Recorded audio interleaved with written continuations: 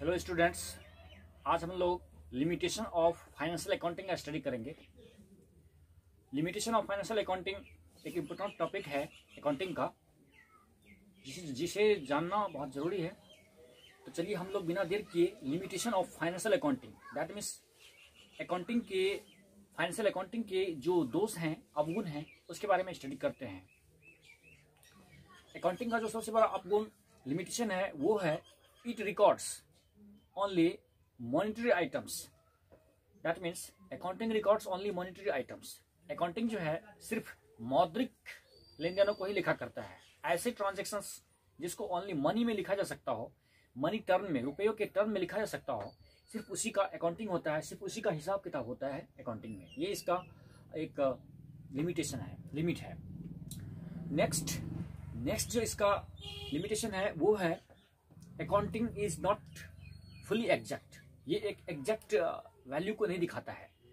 इसका मतलब ये हुआ कि लेखांकन जो है किसी भी आइटम का पूर्ण एग्जैक्ट शुद्ध मूल्य को नहीं दर्शाता है, क्योंकि मान लीजिए अकाउंटिंग में जो ट्रांजैक्शंस होता है उसको तो जो ट्रांजैक्शंस हो गए होते हैं पास्ट टेंस में, उसको हम लोग रिकॉर्डिंग करते हैं।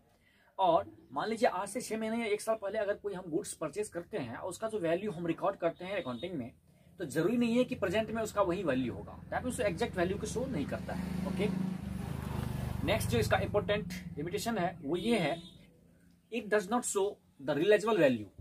मतलब अकाउंटिंग में एक ये लिमिटेशन ये है कि इसके आइटम जो भी ट्रांजैक्शंस होते हैं, उसमें से बहुत सारे ऐसे ट्रांजैक्शंस होते हैं जिसका ये वास्तविक मूल्य को या जो प्रेजेंट में उसका जो वैल्यू मिल सकता है उसको ये शो नहीं करता है। दैट मीन्स ये हुआ कि अगर हम कोई ट्रांजैक्शन, दैट मीन्स डिप्रिसिएशन है, तो अगर डिप्रिसिएशन को हम जो रिकॉर्ड करते हैं वो एक एस्टिमेट पे, एक अनुमान पे और एक फार्मूला के तहत, या बहुत सारे इसके डिफरेंट मेथड्स हैं, उस मेथड से हम डिप्रिसिएशन कैलकुलेट करके तब हम रिकॉर्ड करते हैं अकाउंटिंग बुक में, जो कि एक अनुमान पर, एक टारगेट पर, एक एस्टिमेट पर आधारित होता है। तो ये एक एग्जैक्ट वैल्यू नहीं हुआ। और किसी भी चीज के लिए जो हम प्रोविजन करते हैं, किसी भी लॉस के लिए, किसी भी लायबिलिटी के लिए हम जो प्रोविजन करते हैं, तो प्रोविजन एस्टिमेट पर आधारित होता है, एक अनुमान पर होता है, जो कि अनुमान पूर्ण रूप से सही नहीं भी हो सकता है। तो ये भी इसका एक इंपॉर्टेंट लिमिटेशन है। Next, accounting records the postmortem. Accounting shows the postmortem analysis of transactions. Accounting में जो है ट्रांजैक्शंस के पोस्टमार्टम एनालिसिस, दैट मींस जो बीते हुए ट्रांजैक्शंस हैं, ऐसे ट्रांजैक्शंस जो हो चुके होते हैं, जो घटनाएं हो चुकी है, जो लेन देन हो चुके हैं, उसका हम रिकॉर्डिंग करते हैं, ना कि प्रेजेंट में जो हो रहा है और फ्यूचर में क्या होगा उसका हम रिकॉर्डिंग नहीं करते हैं। तो ये भी इसका एक इम्पोर्टेंट एक लिमिटेशन है जो कि अकाउंटिंग के अवगुण को दिखाता है। नेक्स्ट जो इसका लिमिटेशन है वो है, there is conflict between accounting policies. Accounting policies की, बहुत सारे लेखांकन की जो नीतियां होती हैं, अकाउंटिंग पॉलिसीज होते हैं, उसके बीच में कोई विवाद, एक मत नहीं होता है। दैट मीन्स कोई पॉलिसी कुछ और कहते हैं, कुछ पॉलिसीज कुछ और कहते हैं, कंजर्वेटिव कॉन्सेप्ट कुछ और कहता है और कॉस्ट कॉन्सेप्ट कुछ और कहता है। तो अलग अलग कॉन्सेप्ट, अलग अलग पॉलिसीज के अलग अलग अपने अपने मेटर्स हैं। तो ये पॉलिसीज में एक मत नहीं होता है, दैट मीन्स कंफ्लिक्ट होता है।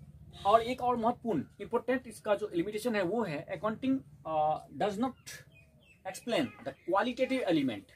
क्वालिटेटिव एलिमेंट को, दैट मीन्स गुणात्मक बातों को ये नहीं दिखाता है, तत्वों को।